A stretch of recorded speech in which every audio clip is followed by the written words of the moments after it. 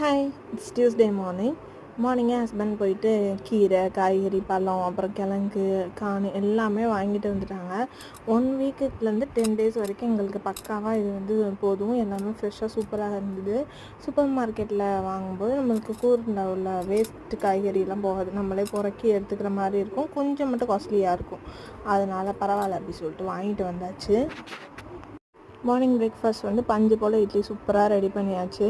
2 நடை ரெடி பண்ணால் போதும். எனக்கு, ஹஸ்பண்டுக்கு, அம்மாவுக்கு 3 பேருக்குமே போதும். ஒரு பாக்ஸில் இவ்வளோ மீதம் இருக்குது மாவு. இது நைட்டுக்கு இன்றைக்கி போதும்.